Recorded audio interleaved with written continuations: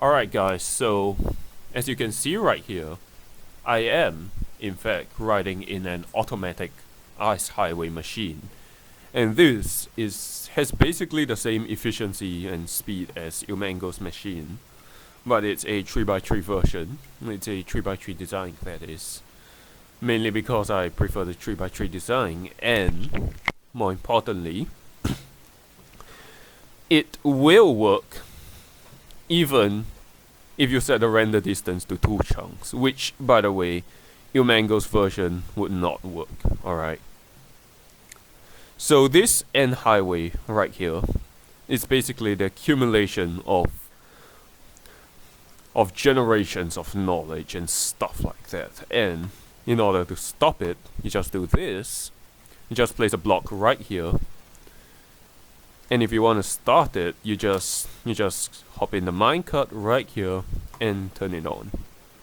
And then it will just keep chugging along, even if you have a potato PC or a potato server and your render distance is at 2 chunks.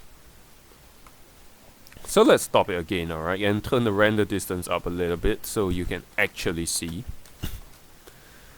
And basically this thing is a very, very small thingy. And I'm going to tell you exactly why it works at 2 chunks, okay? So to put it simply, this thing right here,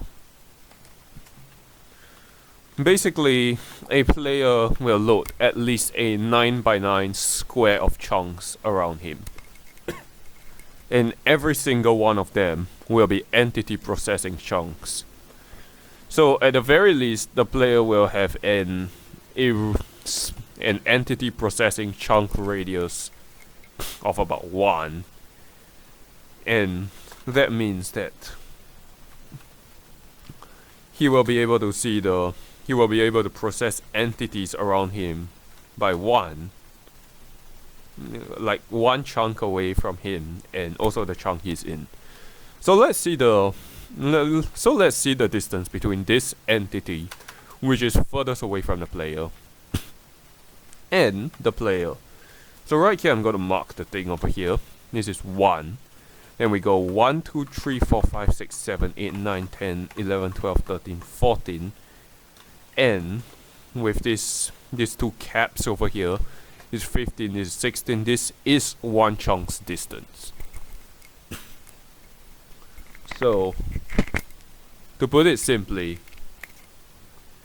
we have this minecart here where the player is sitting at, and 16 blocks away, there's this last thingy over here. Which means that this will either be in the same chunk as the player, or be at most 1 chunk away. When this is running, it will compress it so the distance will actually be shorter, which means it will work at whatever render distance you will find. And additionally, it will work in somewhat laggy servers whereby this thing will not pull properly. Like usually in a single player server or in a non-laggy server, you can get away with just doing this and then just placing the armor stand right here. Let me just get an armor stand, place it right here, and then just get a piston. Like you can get away with just dragging it like this. Let me show you. Alright, just get a piston.